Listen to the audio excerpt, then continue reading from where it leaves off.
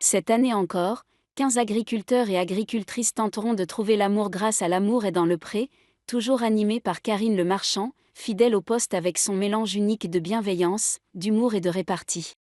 Parmi eux, des profils variés: Samuel, 48 ans, viticulteur et producteur de cognac; Célia, 30 ans, éleveuse de chevaux en Occitanie; Julien, un séduisant producteur de céréales; et Antoine, un éleveur de vaches originaire du Grand Est.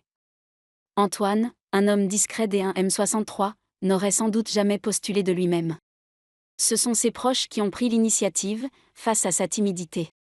Loin d'en être contrarié, le principal intéressé a confié à Karine Le Marchand, lors de leur rencontre, être ravi de participer à l'émission. Lors de son portrait, Antoine s'est livré avec sincérité. Il est revenu sur le décès de sa mère, une blessure encore vive, ainsi que sur les moqueries subies à cause de sa petite taille.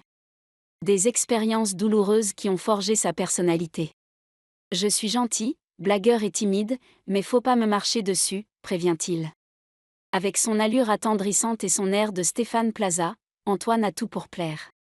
Déterminé à tourner la page d'un ancien chagrin d'amour, il a même troqué ses lunettes contre des lentilles, afin de se sentir plus à l'aise dans sa peau.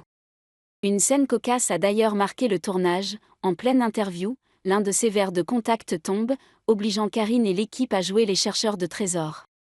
Mais coup de théâtre. Le 20 mai, Karine Le Marchand a révélé sur Instagram que personne n'avait écrit à Antoine. Une première déception pour ce candidat attachant. Pour lui donner toutes ses chances, la production a exceptionnellement décidé de laisser la boîte aux lettres ouverte. Karine a lancé un appel: « Mesdames, si Antoine vous a touché, envoyez-lui vos lettres. » Les internautes, émus, ont immédiatement réagi. Antoine est devenu le chouchou des réseaux, il mérite de trouver l'amour, j'espère qu'il recevra enfin du courrier, ou encore il m'a trop fait rire, il est adorable. Ce n'est pas la première fois qu'une telle situation se produit. En 2023, David, lui aussi sans courrier au départ, avait finalement rencontré l'amour grâce à un second appel. Espérons qu'Antoine connaîtra le même dénouement heureux.